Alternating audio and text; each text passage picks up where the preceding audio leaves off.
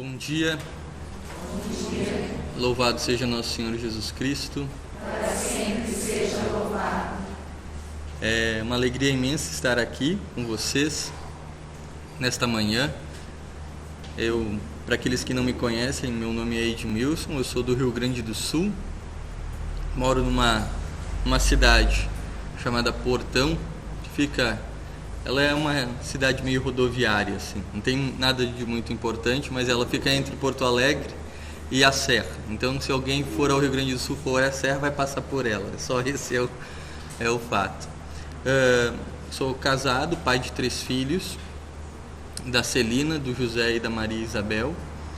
E sou formado em História e também fiz um mestrado na área de História, mas voltado sempre para a área de pesquisa sobre a história da Igreja.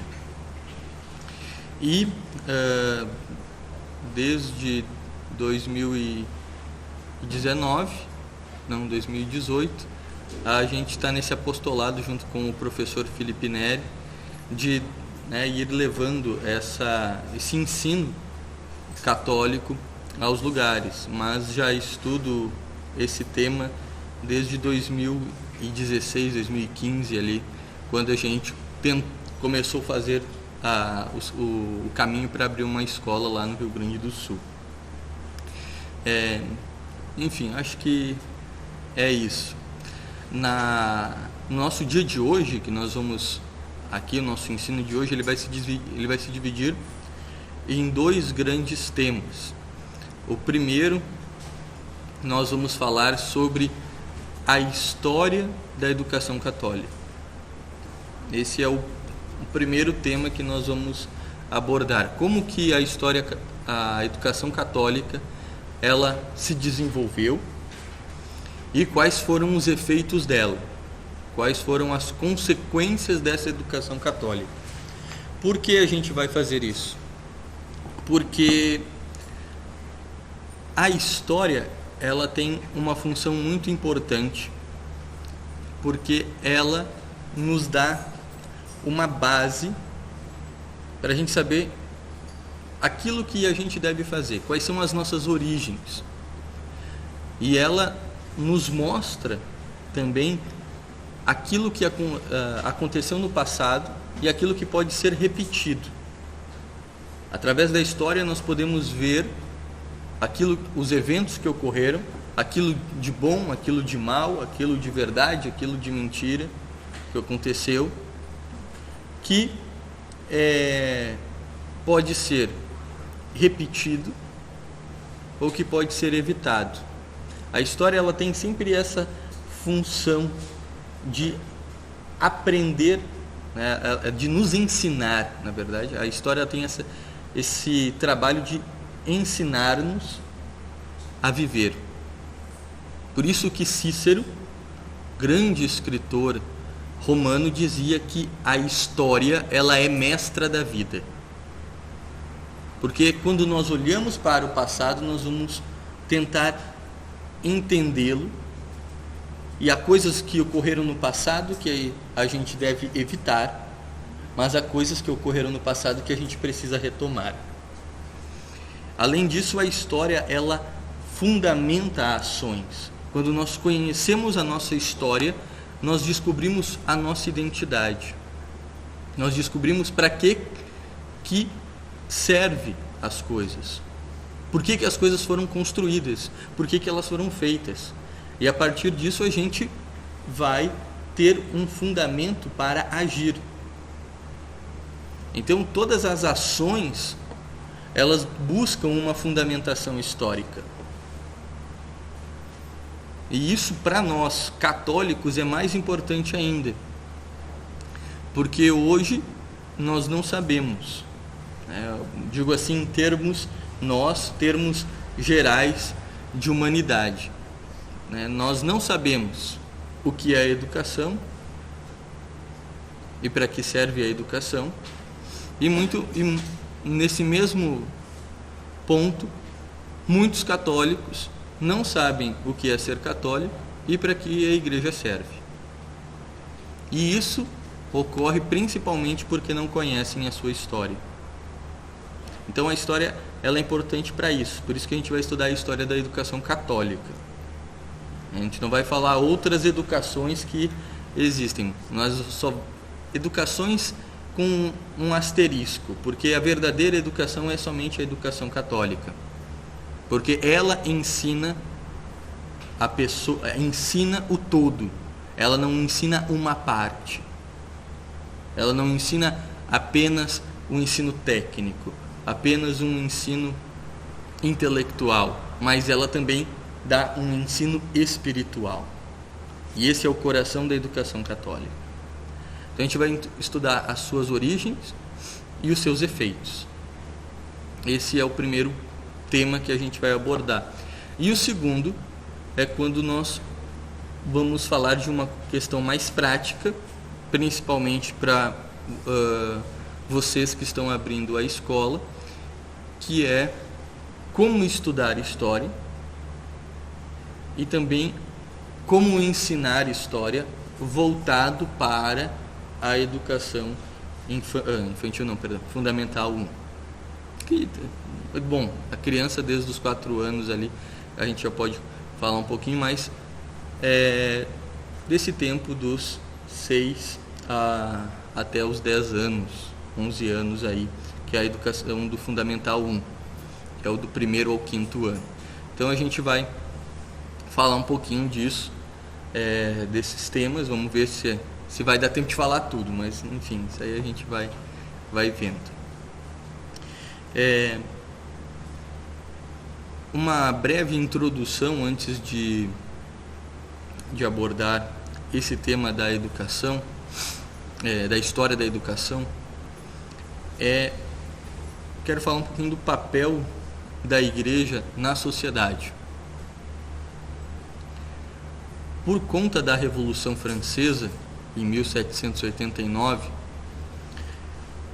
os próprios católicos, eles começaram a achar que, isso ao longo das gerações, mas os próprios católicos começaram a achar que a igreja não deveria interferir na sociedade, que a igreja devia ficar à parte. E muitos católicos acham isso mesmo, que religião fica dentro da igreja e o resto da nossa vida segue o baile das coisas que estão acontecendo, segue aí o caminho do progresso, do progresso entre aspas. E que a igreja, então, ela tem que estar afastada das questões sociais, ela não pode ensinar, ela não pode participar, ela não pode exigir as coisas. E hoje a gente percebe que esse processo fez com que a igreja muitas vezes dependesse totalmente do Estado, o Estado interferisse dentro da igreja, como nós estamos vendo hoje com a questão do impedimento de missas em muitos lugares do Brasil, de igrejas fechadas, aonde bispos e padres estão de alguma maneira submissos ao poder civil. Isso é um grande problema e isso está totalmente errado, porque o correto é o poder espiritual estar sempre acima do poder temporal. O poder civil não tem direito sobre o poder espiritual. Então essa é a briga das duas cidades que Santo Agostinho escreve na Cidade de Deus, a cidade dos vícios, a cidade dos homens, que é a cidade humana, e a cidade de Deus, que é a cidade das virtudes, a cidade dos santos. E que na história, essas duas cidades, elas sempre entram em confronto. E às vezes, uma vai vencendo uma outra. E, enfim, a igreja, então, até antes de 1789, ela tinha uma participação social muito forte. Ela era muito presente, ela era muito consultada. Todos os reis, os governantes no mundo anterior à Revolução Francesa, sejam eles protestantes ou católicos, eles sempre eram religiosos. Só que a Revolução Francesa, ela produziu uma sociedade laica, que em outras palavras é ateia, que é arreligiosa. Então, nós, católicos, começamos a ficar afastados dos acontecimentos que ocorriam no mundo e a igreja ensinava, instruía, mas ninguém dava bola.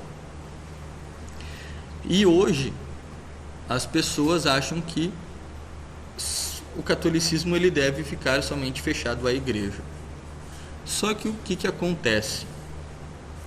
Quando Jesus Cristo enviou os apóstolos, ele não enviou os apóstolos apenas para ensinar as pessoas sobre a fé.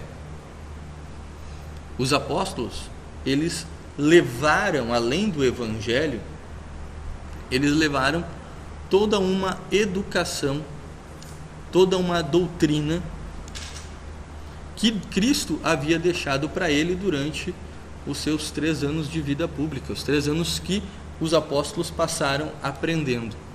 E depois disso, eles saíram em missão, levando o evangelho, mas não apenas com um ensino catequético, vamos dizer assim, dogmático da igreja, mas um ensino para a vida do indivíduo, um ensino moral, um ensino espiritual e ao mesmo tempo um ensino intelectual. Então os apóstolos, quando nós lemos em Mateus capítulo 28, versículo 19 e 20, quando diz que Cristo, antes de subir aos céus, disse: ide e ensinai tudo aquilo que vos preguei. Quando eles saíram, eles não levaram apenas os ensinos da igreja, vamos dizer assim, mas eles levaram tudo, porque a igreja ensina sobre tudo. Não sei se vocês estão conseguindo entender, mas o que eu quero dizer é que a igreja e a missão da educação da igreja, ela interfere em toda a sociedade. Ela não é apenas uma educação para ficar fechada em 4 paredes. Ela é a verdadeira igreja em saída.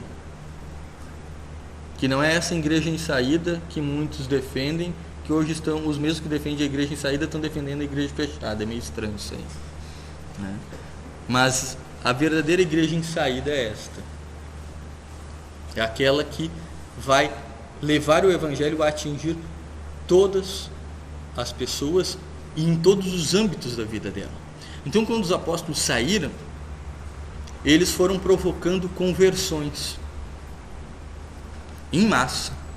Só que essas pessoas, elas se convertiam, e quando elas se convertiam, elas não apenas mudavam de religião, elas deixavam de ser judias para se tornarem católicas, deixavam de ser pagãs para se tornar católicas. Elas convertiam todo o modo de viver delas. E a partir dessa mudança no modo de vida delas, isso ia aos poucos impactando na sociedade.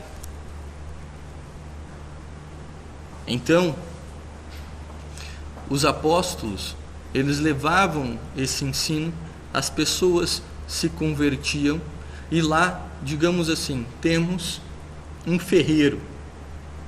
Aquele ferreiro se convertia, ele começava a, no trabalho dele, colocar os ensinos de Cristo, aplicar o evangelho no seu trabalho, na sua família.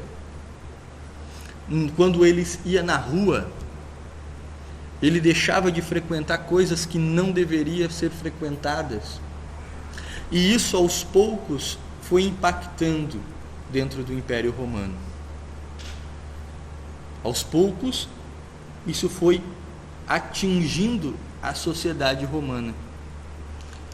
Então, Cristo morreu no ano 33. Pentecostes ocorreu no ano 33. No ano 122, eu estou falando isso, só aqui abrindo um parênteses, tá? Eu estou falando isso para ainda é a introdução. Nós vamos entender o que é a educação católica, mas eu estou falando isso para vocês perceberem o quão importante é a missão de vocês. E que talvez a gente não enxergue os frutos. É muito provável que talvez a gente não enxergue os frutos. Mas essa ação, ela pode provocar um efeito na história inimaginável. Por isso é tão importante. Por isso a educação católica foi apagada. Enfim, fecha parênteses. No ano 122, um governador, um Pôncio, da Ásia Menor, chamado... como é que é o nome dele? Do indivíduo? Estava com ele, abriu parênteses e esqueci o nome. Quando eu lembrar eu falo. Mas ele enviou uma carta para Trajano. Plínio o Jovem é o nome dele. Plínio o Jovem. Ele enviou uma carta para Trajano falando o que estava acontecendo na Ásia Menor. A Ásia Menor é a Turquia. A Ásia Menor é onde havia a comunidade de Éfaso. E ele envia a carta dizendo o seguinte: olha, eu não sei o que está acontecendo aqui, mas as pessoas, elas não frequentam mais o templo. Elas não acendem mais incenso à estátua do imperador. Elas não comercializam mais os animais para o sacrifício. Elas não frequentam os banhos públicos, nem os jogos. Isso parece ser culpa dos cristãos. Olha só o que Trajano está dizendo aqui.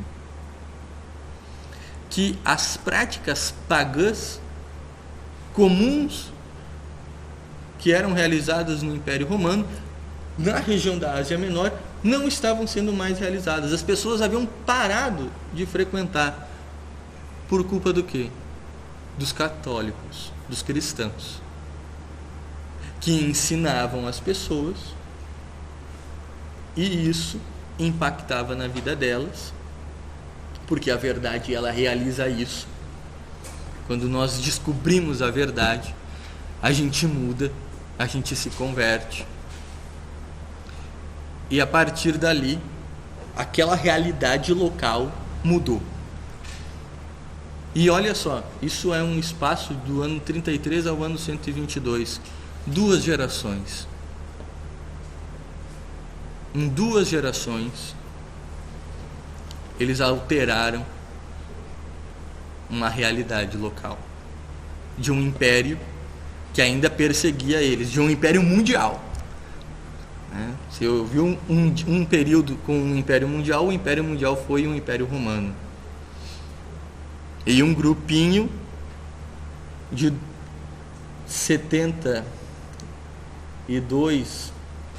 84, 100 missionários, vamos arredondar aí, 72 mais 12, mais tinha lá uns que de certo não foram contabilizados, mas umas 100 pessoas aí que saíram em missão depois de Pentecostes. E foi esse o resultado. A longo prazo, isso foi ainda maior. Ainda maior. Muito obrigado. Porque chegou o momento em que um imperador romano era católico. Primeiro foi Constantino, que não era tão católico assim, mas depois foi Teodósio, um grande imperador católico. Isso no ano 380. Então, em 350 anos, Parece muito tempo, mas não é, são 7 gerações. 350 anos. Em termos de história, isso é mínimo. E daí nós tivemos o império que perseguia os católicos, agora ele se torna católico. Porque Teodósio diz que a religião oficial do Império Romano é a religião católica. Depois vieram os bárbaros, o Império Romano desapareceu, vieram os bárbaros. Isso que eu estou, assim, resumindo muito, pulando um monte de informação, mas só para vocês entenderem. Vieram os bárbaros e o que ocorreu? Os bárbaros começaram a ser educados da mesma maneira que a igreja fez com o Império Romano. E aos poucos as práticas pagãs que existiam nesses grupos foram sendo abolidas e eles foram se convertendo. Esse processo levou tempo, não foi do nada. Levou aí uns 600, 700 anos. Mas grupos bárbaros, com práticas bárbaras, com uma sexualidade totalmente desregrada, com a violência sendo o guia de organização desses grupos, eles deixaram de ser tribos, deixaram de ser grupos sem razão para se tornarem impérios, para se tornarem nações. Então dos francos vai sair a França, dos saxões vai sair a Inglaterra, dos bárbaros vikings vai sair o reino da Escandinávia, dos germanos vai sair o Sacro Império Romano Germânico, dos lombardos vai sair os grandes ducados da Itália, dos bárbaros de Kiev vai sair o grande império de Kiev. Depois, mais tempo, vai ter ali em Portugal e na Espanha a Reconquista. Então que era muçulmano, era católico, os muçulmanos tomaram, depois a igreja expulsou os muçulmanos da Península Ibérica e formou ali Portugal e Espanha. E tudo isso ocorreu por causa da igreja. Porque foi a igreja a única instituição que existiu no mundo antigo e que viveu aquele período bárbaro e trouxe do mundo antigo aquilo que era bom e ensinou para eles. Ensinou aquilo que havia de bom na filosofia grega, aquilo que havia de bom dentro do Império Romano, as práticas morais corretas que existiam lá no judaísmo. Ensinou aquele povo e surge a civilização ocidental, que é a nossa civilização, que graças a Deus os portugueses e os espanhóis vieram e trouxeram para a América. Enfim, então veja a importância do papel da igreja dentro do mundo, dentro da sociedade, porque foi a igreja que criou uma cultura. Hoje muitas pessoas querem reconstruir a civilização ocidental, mas sem a igreja. Estão destruindo as bases da civilização ocidental, o direito romano, a ética judaico-cristã, a filosofia grega. Mas quem criou a civilização ocidental? A igreja. Não há como você reconstruir a civilização ocidental sem igreja, sem o espírito que a formou. Foi um espírito, uma mentalidade que existia naquelas pessoas que fizeram com que isso ocorresse. Então aqueles bárbaros eles saíram e se transformaram em nações católicas.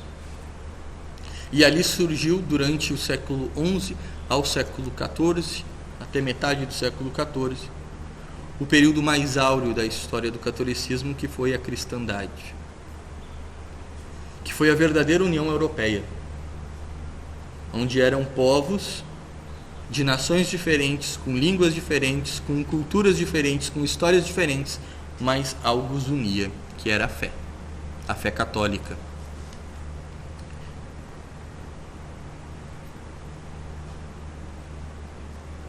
E foi dentro deste período da cristandade que nós tivemos santos de mais alto grau.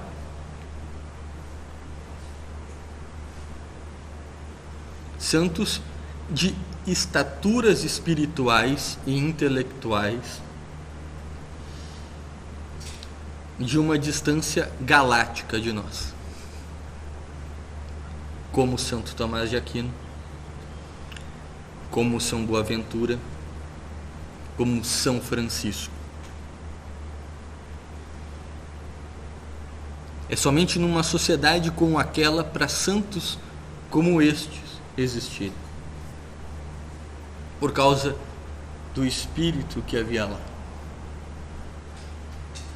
Então muitas pessoas às vezes interpretam a própria história dos santos de maneira errada, como o exemplo de São Francisco de Assis.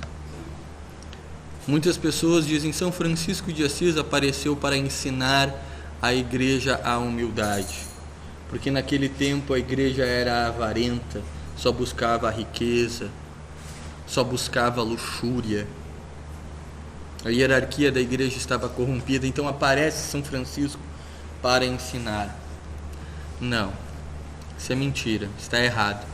Houve períodos assim, século X, depois no século XV, depois do fim da Idade Média, do outono da Idade Média, e também antes da cristandade, ocorreram períodos assim. Mas durante o século XII, que foi o período de vida de São Francisco, não era assim. A igreja não possuía nenhum desses problemas. Na verdade, foi um período onde a igreja ela estava organizada e com um número de santos gigantesco. Os bispos eram santos, os padres eram santos, em termos gerais, tá? As famílias eram santas. As famílias eram todas católicas, cheias de filhos. 1/3 da população europeia era religioso. Vocês imaginem então. Então chegava a se ter milhares de padres em alguns reinos. Fora os estados pontifícios, então, que ainda era gigantesco, padres religiosos. E foi nesse contexto que surgem as duas principais ordens mendicantes, que é a ordem de São Francisco de Assis, os franciscanos, e a ordem dominicana de São Domingos de Gusmão. E São Francisco de Assis, ele foi um santo para mostrar que mesmo em uma sociedade como aquela, você poderia alcançar uma espiritualidade ainda maior. E é por isso que ele apareceu. Então São Francisco, ele nunca surge, um santo da estatura de São Francisco não surgiria num mundo como o nosso, porque ele não iria ser interpretado da maneira correta. Eles iam achar que ele era um ecologista, um hippie, né? Que ele era um comunista, mas que na verdade ele estava louvando a Deus e mostrando ao mais alto grau poderia chegar a espiritualidade católica. Por isso que São Francisco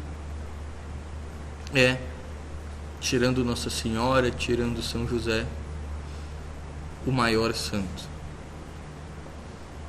porque a espiritualidade que ele viveu e ensinou era gigantesca.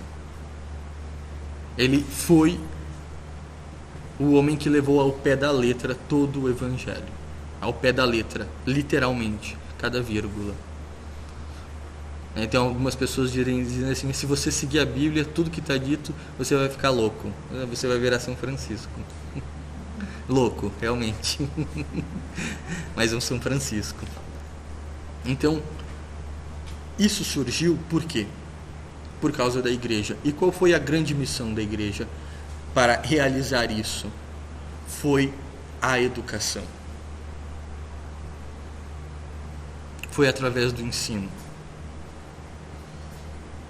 Lembram do início? Ide e ensinai tudo aquilo que vos preguei. Então, a igreja foi e fez isso. E esses foram os efeitos.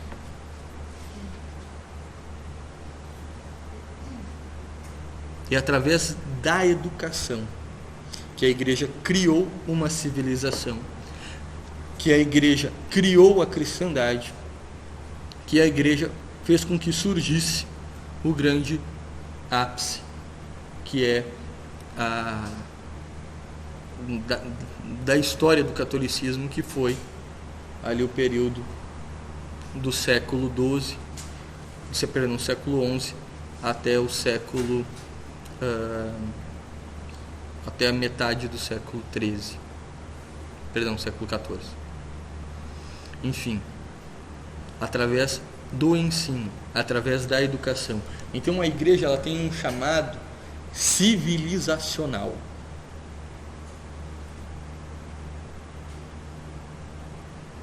Não é apenas uma religião, mas é um chamado civilizacional. Essa religião que interfere em todos os âmbitos da vida da pessoa. É a criação de uma civilização católica, uma civilização de santos. Essa é a missão da igreja. E foi isso que também os jesuítas trouxeram para a América, para os indígenas. Foi esse chamado civilizacional que fez com que tribos se tornassem nações, que fez com que grupos perdidos no meio de uma floresta se tornassem nações, se tornassem civilizados. E isso como? Através do ensino da verdade. Da verdade. A verdade, ela causa esse efeito. Então, finalizando essa introdução, que já foi, aí não sei quanto tempo deu, mas então a gente olhando para a nossa realidade, a gente começa a perder muitas vezes as esperanças, porque a gente olha o que está sendo construído e a gente diz: meu Deus, como que a gente vai lutar contra isso? A gente percebe medidas totalitárias aparecendo, a degradação moral cada vez maior, as pessoas cada vez mais perdidas, sem saber o que fazer, sem saber qual é o motivo da vida delas, as instituições perdidas. Você daí olha muitas vezes para a igreja está numa crise de fé gigantesca, que nem aqueles que deveriam nos pastorear, eles não sabem o que é pastorear. E às vezes não é por mal, é porque receberam uma péssima educação mesmo. E a gente fica assim: não vai ter como lutar contra isso, porque a mentira, para que ela dê certo, ela precisa fazer com que todas as pessoas acreditem naquela mentira. Se tem uma pessoa que não acredita, ela já não vai conseguir vencer. A mentira, ela precisa disso. Então é por isso que esses macrocapitalistas, esses globalistas, os comunistas, eles se unem para colocar esse império da iniquidade que está descrito lá em São Paulo, na sua carta aos Tessalonicenses, esse império de iniquidade, esse império de mentira, porque eles precisam formar uma ideia, eles precisam formular aquela ideia tem que ser chamada aos intelectuais, então eles passam 10 anos lá pensando numa ideia, depois eles aplicam num lugar específico, pegar o gênero, eles começam a falar sobre isso, formar essa ideia, depois eles aplicam num lugar específico, deu certo, não deu certo, vamos reavaliar, passam um tempo reavaliando, depois eles aplicam isso novamente em um outro lugar específico para ver quais são os resultados, a partir disso eles levam a termos gerais. Então nós estamos percebendo os efeitos o gênero, ele aparece publicamente aí em 2010, mas desde 1940 já haviam ideias como essa. Então vamos dizer assim, levou 50 anos, 60 anos para que aquilo começasse a ter efeito. Agora que eles estão conseguindo colocar o efeito do gênero. 60 anos. Então a gente olha isso e diz assim, nossa, como é que a gente vai fazer para reverter isso? Não precisar de mais 60 anos? Não. É porque a mentira, ela precisa disso. A mentira, ela precisa dessa organização, dessa estrutura. Agora a verdade não. A verdade, ela liberta. Você ensina a verdade. E se a pessoa, ela teve uma pequena intuição moral que seja dentro da sua alma e captou aquilo causa um efeito na alma da pessoa que às vezes a gente nem imagina. É por isso que os historiadores nunca entendem o que aconteceu com os índios. Como é que um grupo de jesuítas converteu esses índios? Não, eles só podia ser que eles eram espancados, torturados, obrigados a se converter. Não, é porque eles não acreditam na verdade. Porque a verdade, ela liberta, ela muda. Então a verdade, ela causa um impacto gigantesco. E a gente não precisa de muita gente. Essa é outra questão. A verdade não depende de quantidade. A verdade depende de pessoas que estejam dispostas a viver e morrer por ela. E esses serão os efeitos. De levar e ensinar essa verdade, de viver e morrer por ela. E os efeitos disso são gigantescos. Então a gente pega um exemplo bem prático, que talvez vocês já devem ter lido este livro, e se não leram, coloque aí, passe ele para a lista de leituras de vocês aí como uma das prioridades, que é o livro Maquiavel, o Pedagogo. Conhecem este livro? Sim? Quem não conhece, então, vá atrás. Num desses, o Pascal Bernardi, ele faz uma análise dos documentos da Unesco e como há lá um ensino psicológico para alterar o comportamento das pessoas. E uma das práticas que eles realizam é o tal do conformismo. É dos métodos para a mudança de comportamento. Como é que isso funciona?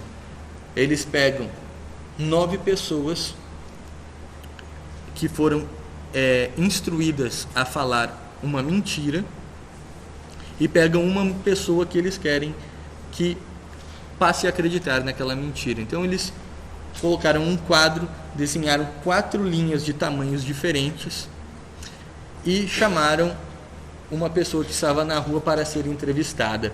E aquela pessoa, ela foi questionada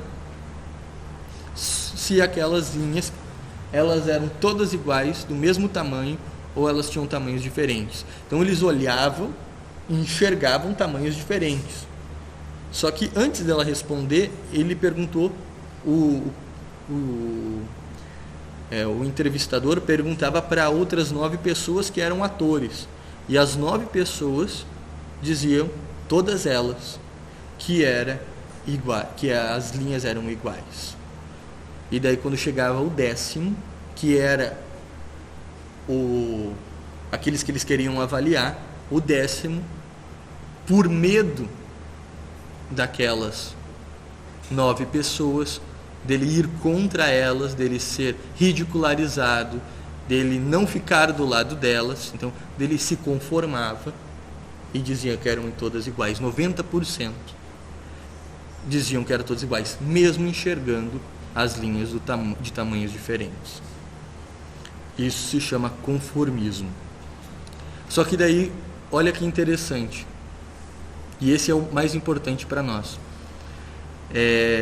Na outra vez, eles pegaram outras pessoas, só que agora não seriam os 9 que falariam mentira, seriam 8 e um deles falaria a verdade. Então, 8 diria que as linhas eram todas iguais, e daí um daqueles ali diria, não, são diferentes. Daí quando chegava a vez do indivíduo ser perguntado, por causa de um que falou a verdade, ele dizia, realmente, elas são todas diferentes. E daí, 70% das pessoas mudavam de opinião quando tinha uma pessoa que defendesse a verdade. Então veja, nós não precisamos de muita coisa. Se entre 10 tiver um, ou seja, 10%,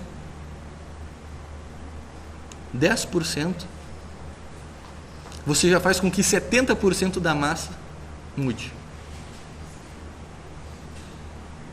Então, se nós tiver 10% da população, nós fizemos com que 70% mude. Mas ainda isso pode ser muito. Se nós pararmos para analisar o que ocorreu em 2014 nas manifestações que geraram o impeachment da Dilma e toda uma alteração política, se eu não me engano, as manifestações deram lá cerca de 2, 3, 4 milhões em termos de Brasil inteiro. Não sei se chegou a 3 milhões. Quantos são 3 milhões em questões de porcentagem diante de 180 milhões? Não sei, 180 milhões que tem no Brasil? Já passou, acho que é 180 por aí, né? Já está em 200. Então, 2 milhões, 3 milhões para 200 milhões. Que alteraram uma mudança enorme politicamente. Isso eu estou dizendo para vocês para mostrar que não importa o tamanho, não importa aonde, desde que nós tenhamos um coração humilde, sincero, uma busca a Deus correta, os efeitos que esse apostolado podem gerar são gigantescos. São gigantescos. Daqui 2 gerações nós podemos ver daqui a pouco o prefeito de Paranavaí mandando uma carta para o governador dizendo que não sabe mais o que acontece na cidade. Os cultos pagãos, as festas, as baladas, as bocas de droga, nem mais roubo existe na cidade. Pode ser, não é impossível, já aconteceu, não estou inventando. Então isso pode acontecer novamente. Então que vocês tenham essa esperança muito forte dentro do coração de vocês. E pensem sempre nas gerações futuras, nos filhos, nos netos de vocês. 2 gerações, neto, bisneto. Então, a gente pode sim mudar o que está acontecendo. Porque nós estamos do lado da vitória. Nós já vencemos, na verdade. A gente já ganhou. Eles só estão esperneando. Enfim, vamos lá então pro tema de como que essa educação ela surgiu. Como essa educação católica ela quais são os elementos dessa educação que foi aplicada de maneira assim mais presente na Idade Média, quando o Império Romano caiu. Como eu falei para vocês, a Igreja ela construiu a civilização ocidental. Então, as 3 bases da educação católica, elas partem de 3 também civilizações, da educação judaica, da educação grega e da educação romana. A educação católica, ela uniu essas 3 educações de civilizações diferentes, mas que tiveram um papel muito importante na história da salvação. E a gente vai analisar agora, historicamente, qual elemento foi pego pela Igreja de cada uma dessas educações, porque não foram o todo.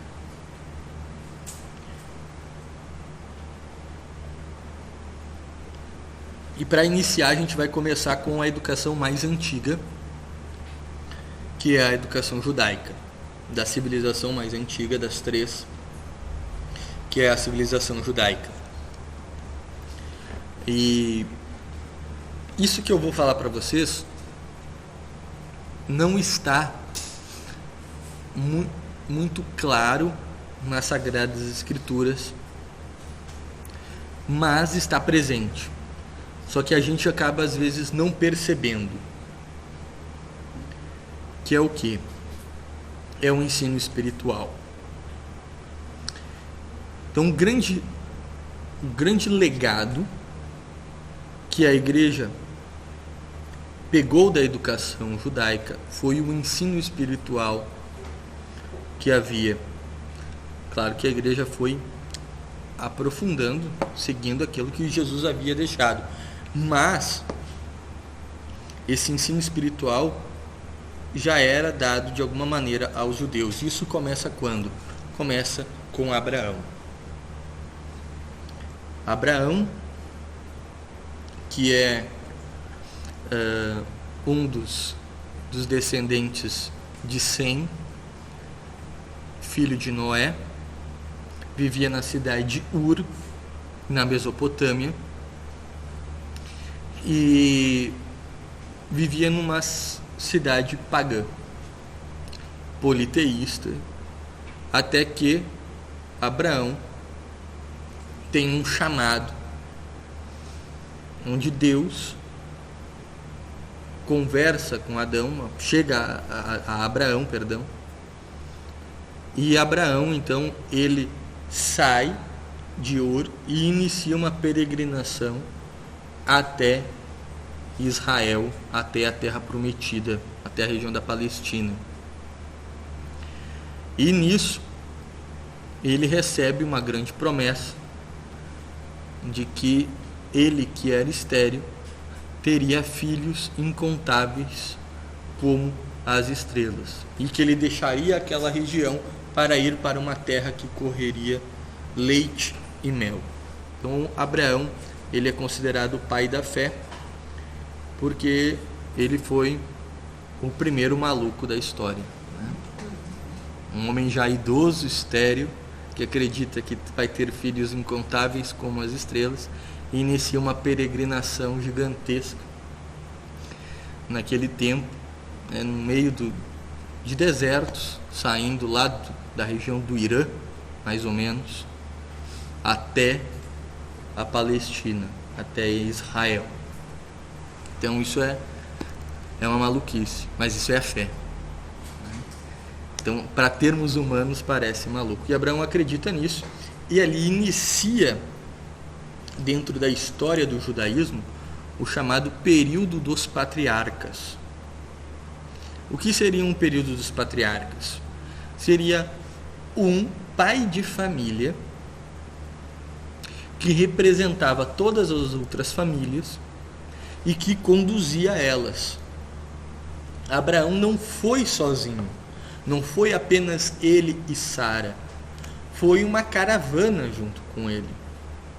Foram outras pessoas que também acreditaram na palavra de Abraão. Então ele foi o primeiro patriarca dos judeus. E por que ele era o patriarca?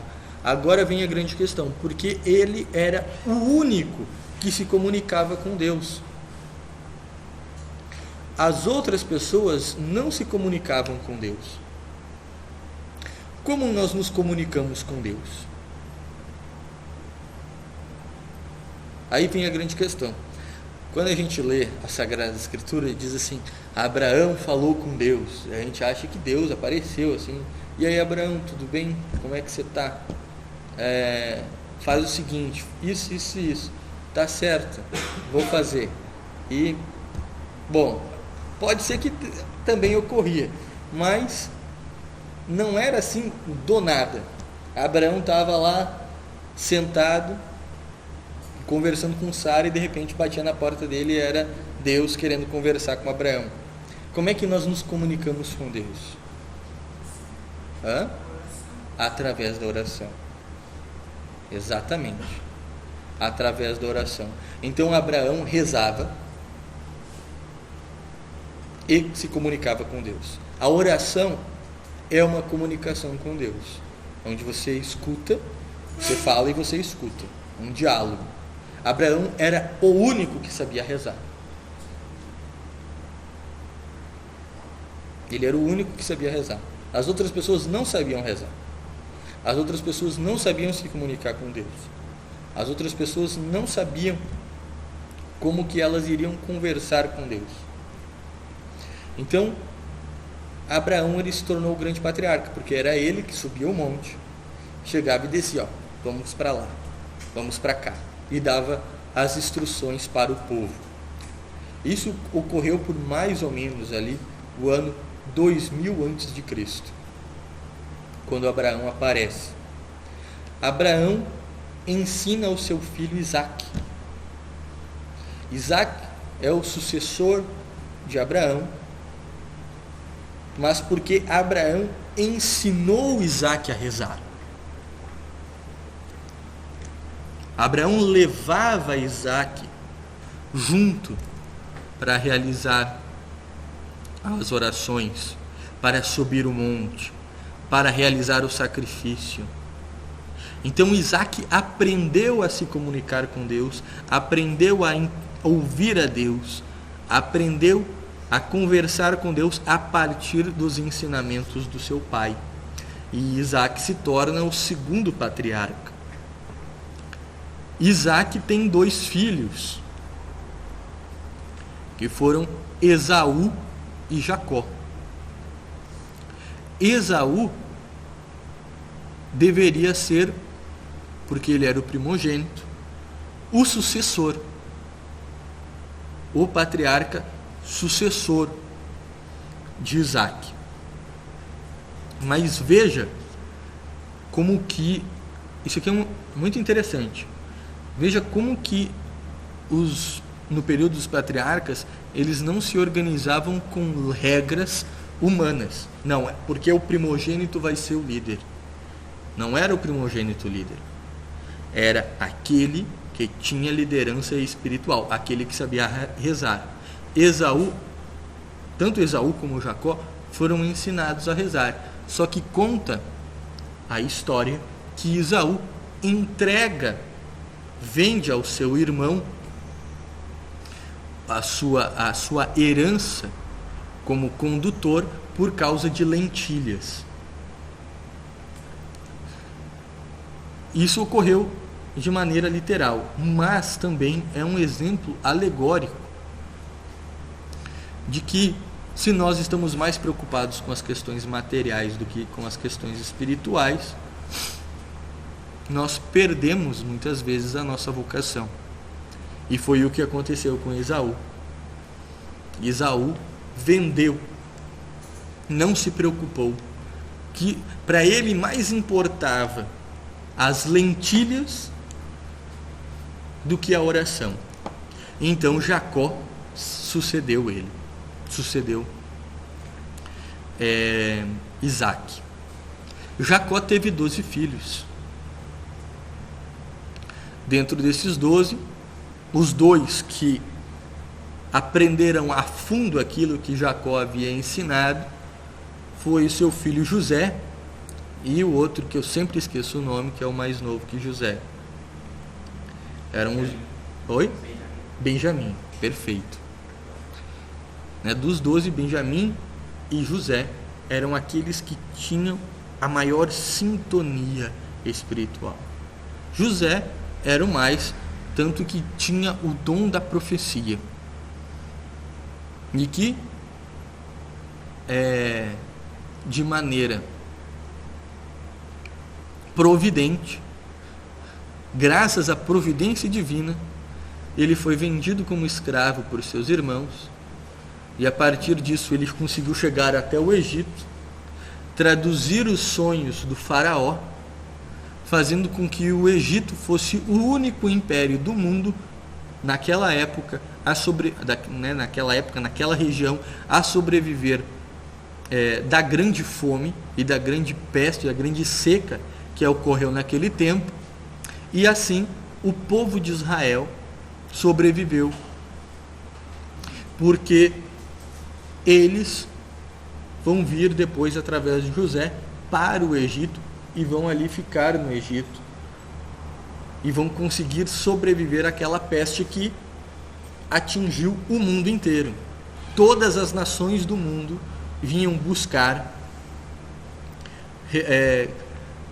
a comida, buscar o trigo em Jerusalém, e o faraó falava: ide até José.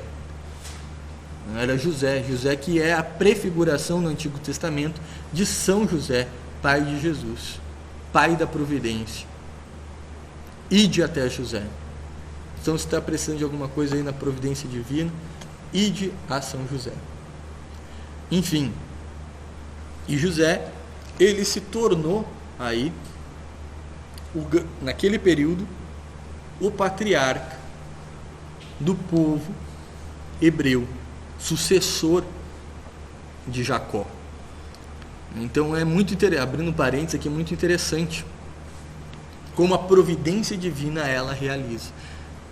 Então, talvez José tenha achado naquele momento que ter sido vendido como escravo por seus irmãos fosse algo muito ruim.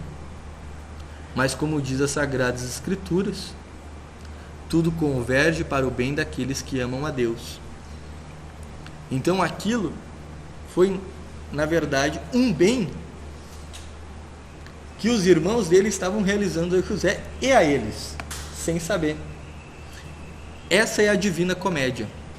Por isso que Dante escreve a Divina Comédia. Porque por mais coisas ruins que você possa realizar para aquele que ama a Deus, sempre vai acontecer uma coisa assim inusitada, que ninguém imaginava, e que vai dizer assim: nossa, como as coisas se fecharam. Ele tinha que ter sido vendido como escravo, senão não teria ocorrido isso. Então isso é a Divina Comédia. Para os bons, para aqueles que amam a Deus, ela é engraçada. É tipo Chaves, é tipo Chapolin. Assim, ele consegue, mesmo sem querer, ele consegue a vitória contra os maus, né? Agora, para os perversos, a risada de Deus é horrível. Enfim, então é isso que Dante escreve na Divina Comédia. E José, ele vai e conduz o povo ali. Só que depois José vai morrer, o povo de Israel se torna escravo, e nós não sabemos por qual razão, mas José parece não ter ensinado ninguém para conduzir o povo. Até que então ele havia ensinado, alguém sabia mais ou menos como rezar, mas nós temos 300 anos aonde não aparece ninguém, até quando Moisés, que era um pastor de ovelhas, estava caminhando e então encontra ali a sarça ardente. Então, provavelmente Moisés era um homem de muita oração. E enquanto ele pastoreava as ovelhas, ele rezava. E através desta oração ele conseguiu perceber o chamado de Deus, que o queria conduzir até a sarça ardente. E ali então ele ouve Deus e acontece toda a história que nós conhecemos de Moisés. Moisés aparece nisso aí por volta aí do ano 1250 a.C. Então, de Abraão até José do Egito vai mais ou menos aí uns 500 anos, do ano 2000 a.C. até o ano 1500. Então, ali por volta do ano 1200, 1250 aparece Moisés na história. E Moisés conduz o povo então para a libertação da escravidão do Egito. E ele vem, atravessa o Mar Vermelho, sobe ao Monte Sinai e lá ele recebe a lei, aquilo que Deus queria para o seu povo. E ele ensina a lei para o povo, mas a rezar Moisés ensina apenas uma pessoa, que é Josué. E Josué continua o patriarcado e a sucessão espiritual de Moisés. Só que Josué, quando ele chega em Israel, na região, eu digo Israel, aqui é a região da Terra Prometida, ele não consegue realizar instituir ali o reino de Judá, porque tem inúmeros povos que estão habitando naquela Terra Prometida que ele precisa expulsar. E daí Josué, ele se torna um grande estrategista de guerra, um dos maiores da história. Não perdeu uma batalha. E Josué, por conta disso, não conseguiu passar um ensino espiritual. Ele não consegue dar uma sucessão espiritual para os hebreus. Ele apenas vai instituir ali o reino.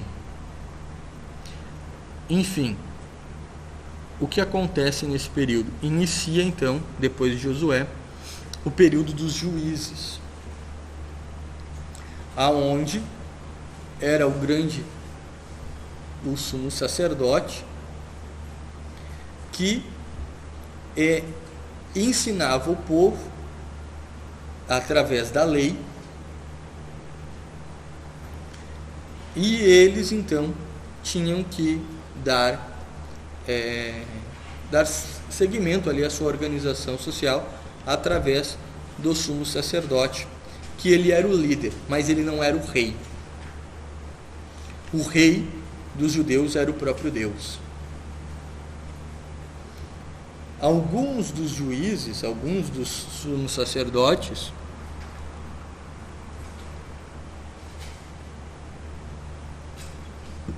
eles possuíam uma vida espiritual e muitas vezes conduziam a Deus. E o povo hebreu, durante o período dos juízes, que vai mais ou menos do ano 1200 até o ano 950, ele não precisou de rei, porque o próprio rei seria Deus, que governava o povo, que conduzia o povo. Era Deus o rei. Até que então os judeus, que foram aos poucos perdendo cada vez mais, os hebreus, que foram perdendo cada vez mais a sua espiritualidade e foram ficando rígidos, porque começaram a seguir apenas a lei descrita por Moisés e não a profundidade daquilo que a lei queria ensinar, eles começaram a se perder. E eles exigiram um rei. Exigiram um rei. E daí Deus falou: meu povo não quer mais que eu os governe. Eles querem um rei. E daí eles enviaram, eles pediram para que quem fosse rei fosse Saul, que era o mais alto e o mais forte de todos os hebreus. Só que daí Saul, ele foi horrível, foi um péssimo rei e foi derrotado. Perdeu a luta contra o povo lá do Golias, eu não lembro o nome, os filisteus, exato. Daí Deus disse o seguinte: agora eu vou colocar o rei que eu quero. E daí Samuel, um grande profeta, também sacerdote da tribo de Levi, ele diz que Deus escolhe Davi, que era o mais pequeno e o mais fraco. Daí vocês vejam, humanamente o mais forte seria Saul, que era com a estatura corporal, física maior e o mais forte. Só que para Deus não é assim que funcionam as coisas. Deus, ele quer fazer com que os mais fracos se tornem os mais fortes.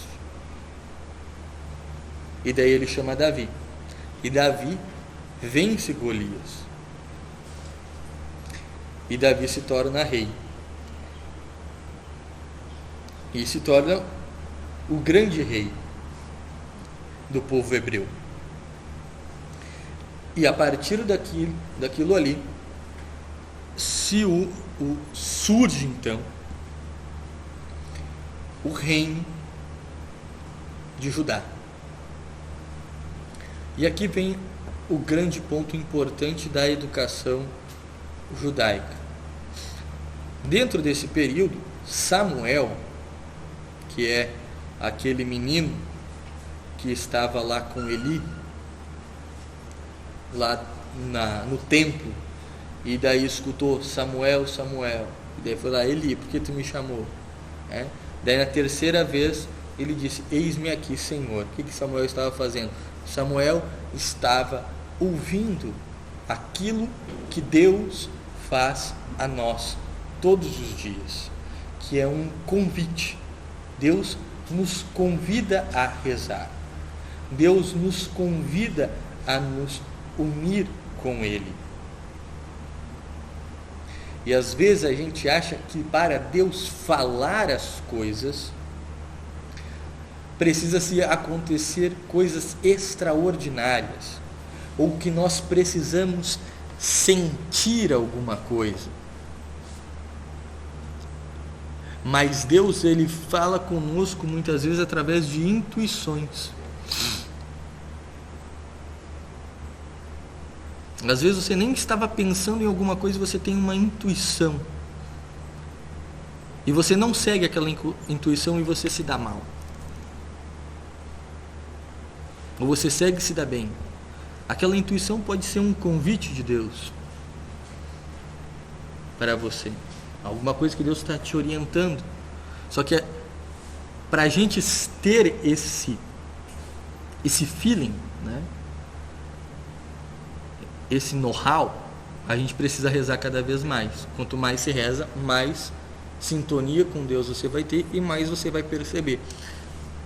Samuel ainda não tinha muito, mas ele disse, se isso está acontecendo, então você diz, eis-me aqui, Senhor, e Samuel começa a rezar. E Samuel se torna então o grande profeta. E daí o que Samuel vai criar? Samuel vai criar a escola dos profetas em 950 a.C., que não tem absolutamente nada a ver com as escolas de profetas aí que tem das igrejas protestantes. Se vocês colocarem na internet escola dos profetas, vocês vão ver as igrejas neopentecostais aí falando as suas coisas lá, as suas doutrinas, das suas seitas. Enfim, ele cria uma escola. Por que ele cria uma escola? Porque Samuel, ele disse assim, todo mundo precisa rezar, todo mundo precisa aprender a rezar. Então o objetivo dele era fazer com que o povo hebreu tivesse um aprofundamento na vida espiritual. Porque o povo hebreu estava batendo a cara na parede porque não queria seguir a Deus.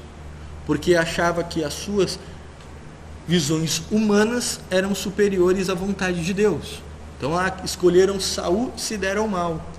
Mas se o povo tivesse sintonia com Deus, teria visto que o rei verdadeiro era Davi.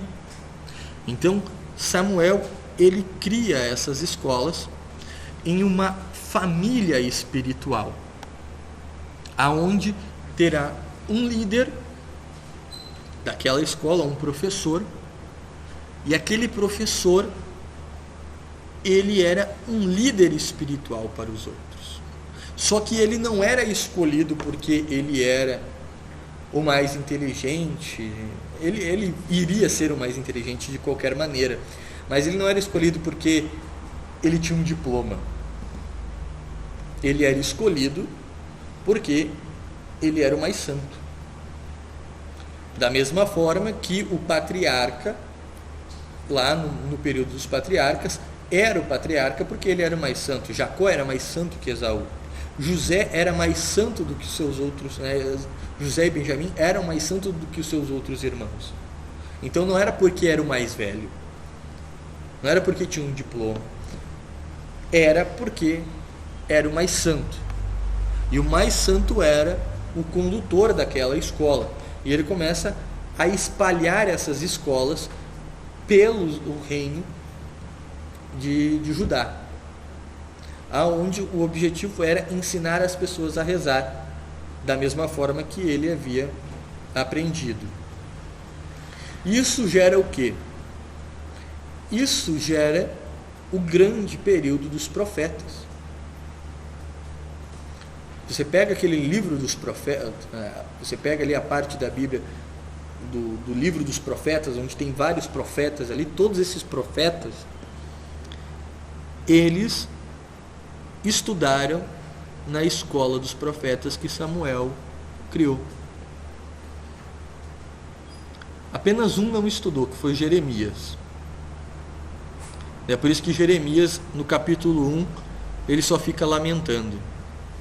Mas eu não sei, Senhor, eu não sei como é que você me escolheu, eu não sei fazer nada, eu não sei rezar, eu não sei nada disso, eu não aprendi, né? Mas mesmo assim Deus havia chamado Jeremias.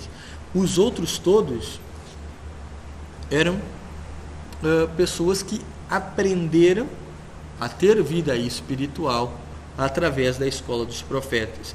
E o mais interessante disso é que a grande maioria era leiga, ou seja, eles eram pessoas comuns, eram pastores, eram agricultores, eram pecuaristas, eram pessoas do trabalho manual.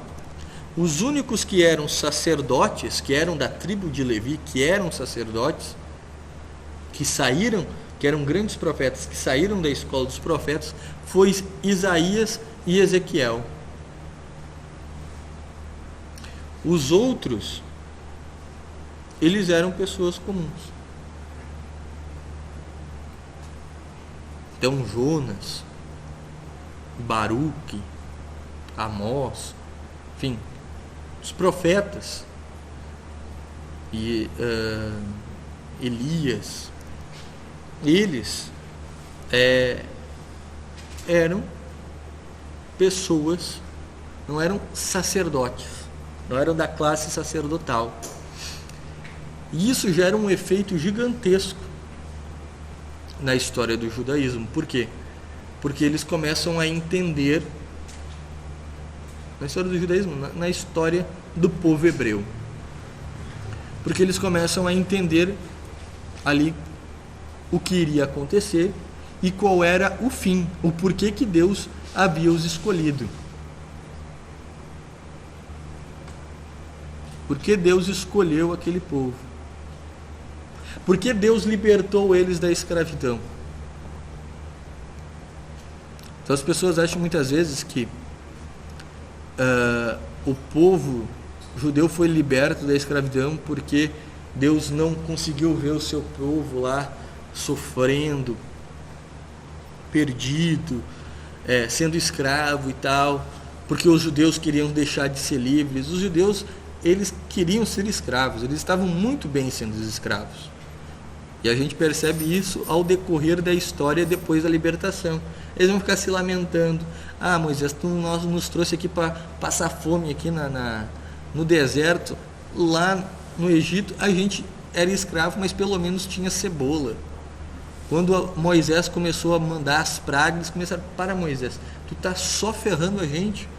Quanto mais coisas tu faz, mais trabalho o faraó nos dá. Deixa quieto, não incomoda, nós estamos bem aqui. Então Deus chamou Moisés e libertou o povo da escravidão, porque Deus, ele cumpre suas promessas. E ele disse a Abraão que a sua geração seria incontáveis como as estrelas. E foi por causa da promessa que ele fez a Abraão que ele libertou o povo do Egito. Então os hebreus começaram a perceber isso, a qual era o fim, que na verdade Deus havia chamado o povo hebreu para ser o povo escolhido, para quando chegasse o Messias, eles todos levassem o evangelho ao mais rápido possível. Deus chamou os hebreus para isso, para que eles fossem os católicos, os primeiros católicos, e que levassem os ensinamentos de Cristo e o ensino mais profundo da lei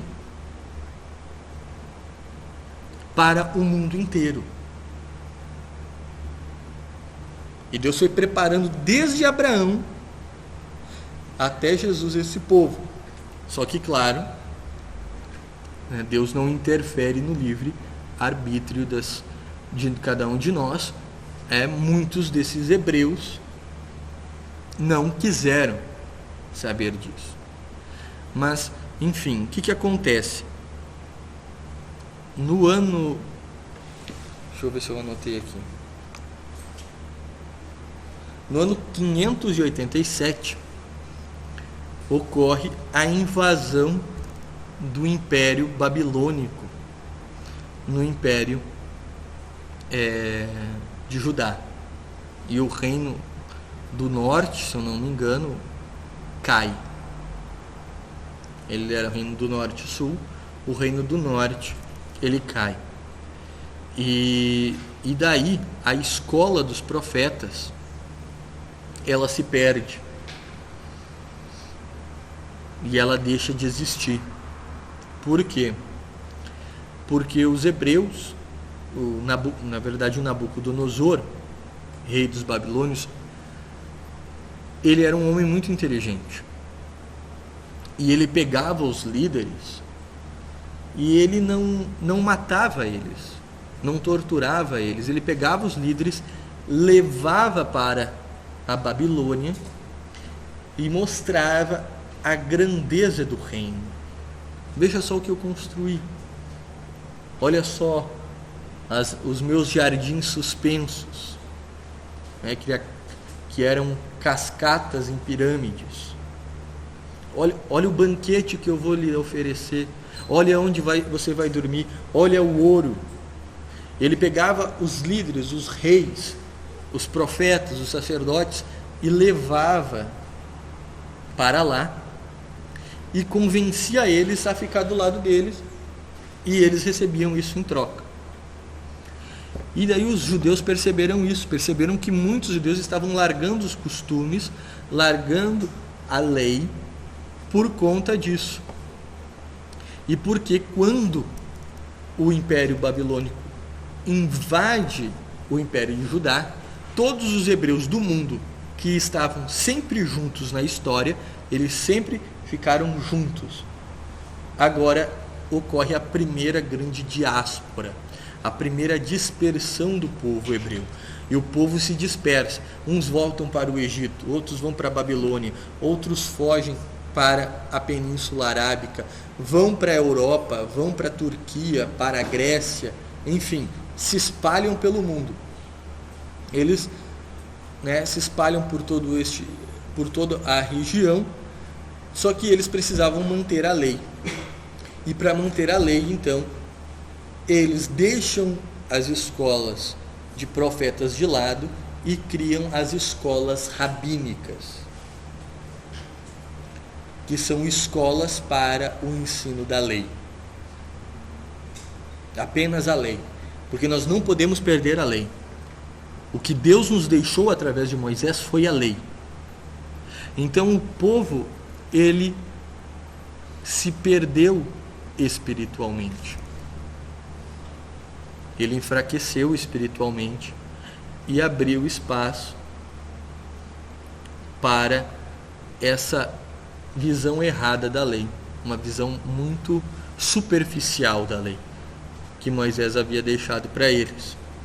E eles passaram a dar mais valor aos costumes, a regras sanitárias, do que a vida espiritual. É por isso que o último profeta foi Macabeus, que apareceu 200 anos antes de Cristo. E aí é só lá no ano 30 que aparece São João Batista, que aparece Jesus. É por isso que eles vão dizer: mas quem é você? Você é Elias? Você é Eli? Quem é você? Você é Jeremias? Por quê? Porque apareceu João Batista preparando os caminhos, depois aparece Jesus com um ensino espiritual profundo, que os hebreus, nossa, mas a gente escutava essas histórias lá há 200, 300 anos atrás. Como é que vocês apareceram? Então, por isso que eles perguntam a Jesus: mas não é tu o filho daquele carpinteiro? Então, essa é a questão, é o efeito do fim da escola dos profetas. O povo hebreu, ele fica frio, rígido espiritualmente. E uma coisa importante que eu acabei esquecendo de falar é que os profetas, eles não eram videntes. Eles não são videntes. A gente acha que muitas vezes os profetas são videntes, que eles veem o futuro. Não, os profetas, eles ensinavam. Eles eram educadores. Só que eles tinham uma visão ampliada. Então eles sabiam, se você não seguisse aquilo que era para seguir, qual era o seu futuro. Então, quando Jonas foi a Nínive, Jonas não previu o futuro, porque o que Jonas disse não aconteceu. Jonas foi lá e disse que o povo seria dizimado. Só que ele disse, a única maneira de vocês reverterem isso é com oração, jejum e penitência. Daí o povo de Nínive começa a realizar o jejum, a viver a penitência, a rezar, pedindo perdão a Deus, e Nínive sobrevive. Então os profetas, eles não são videntes, eles falam a realidade. Eles falam o que está acontecendo. É isso que está acontecendo. Se vocês continuarem nesse caminho, é isso que vai acontecer, mas vocês podem mudar. Então muitas das profecias são alteráveis. Enfim.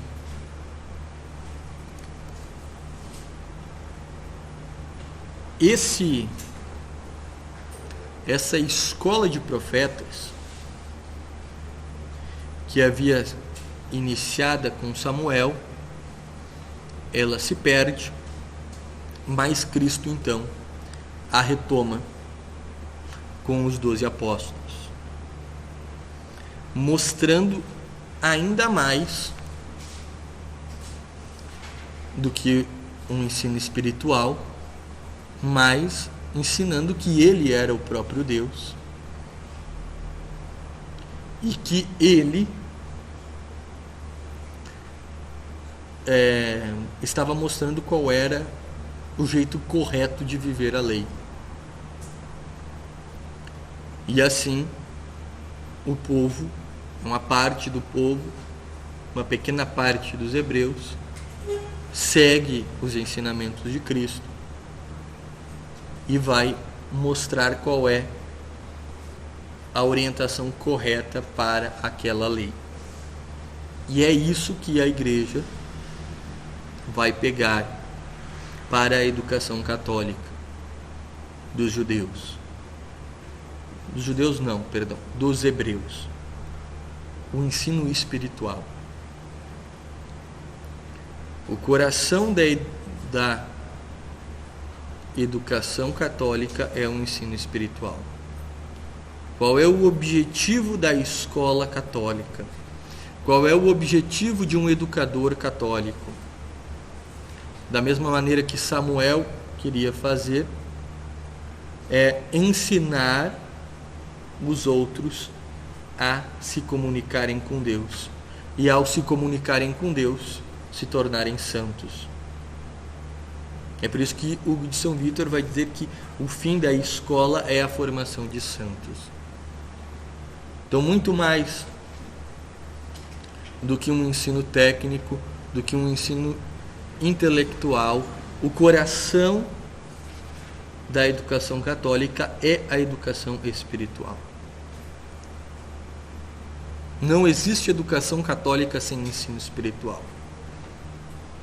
O pessoal que tem escola católica por aí, que não dá ensino espiritual, eles estão, de alguma maneira, mentindo. É propaganda enganosa. Não é só catequese, é ensino espiritual. É orientar aquele indivíduo a como ele deve crescer espiritualmente para se tornar um santo. Só que a única maneira de nós ensinarmos isso é sendo santo.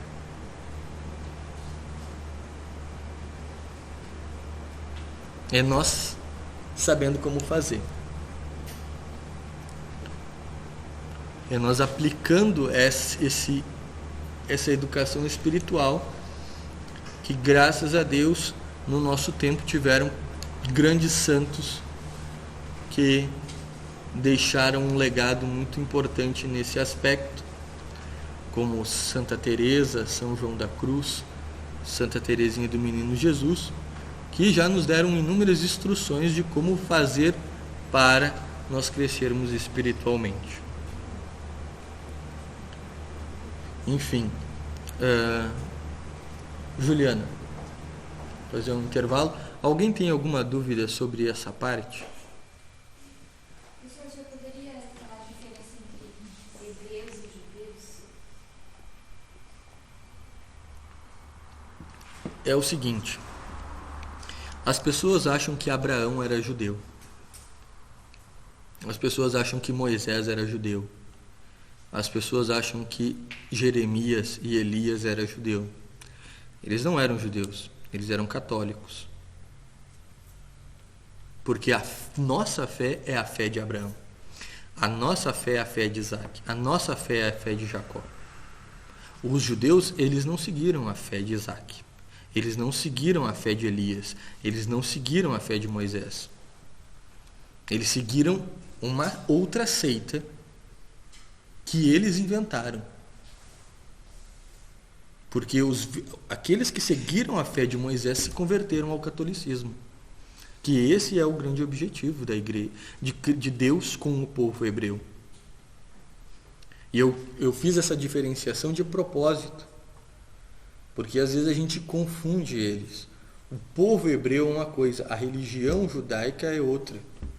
E a religião judaica antes de Cristo é uma coisa, a religião judaica pós Jesus Cristo é outra totalmente diferente também.